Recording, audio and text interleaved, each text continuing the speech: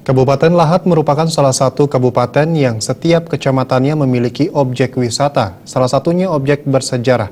Namun sayang tingginya objek wisata di kawasan tersebut sampai saat ini baru 30 situs dari ribuan megalit yang dilakukan pemeliharaan oleh Dinas Pariwisata Lahat untuk dijadikan objek wisata di Kabupaten Lahat.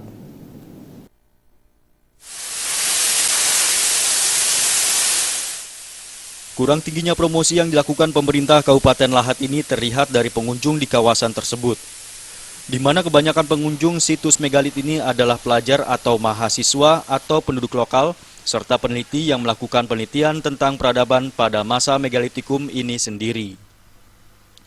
Bahkan keberadaan beberapa megalit ditemukan terkubur di tengah sawah yang berupa arca berkepala manusia. Dan belum adanya infrastruktur yang menunjang wisatawan yang ingin berkunjung ke wilayah pariwisata, seperti yang terjadi di objek wisata air terjun Curug Maung, Curug Bidadari, Curug Perigi, dan Curug Gunung Nyawe yang berada di tengah hutan rimba. Di mana jika pengunjung ingin menikmati keindahan air terjun tersebut, harus melawan rasa takut ketika menembus rimba, menaiki dan menuruni tebing untuk dapat sampai ke tempat tujuan.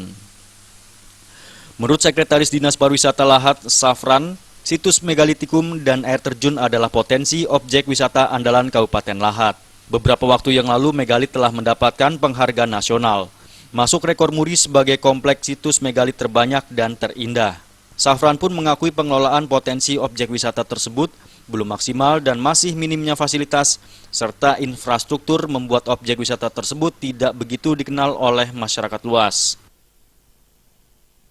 Memang kita di objek-objek ini sarana prasarananya sampai saat ini memang belum memadai untuk dikatakan suatu objek yang dapat menarik ke lokasi itu kan, karena destinasi sendiri belum siap sarana prasarana di situ.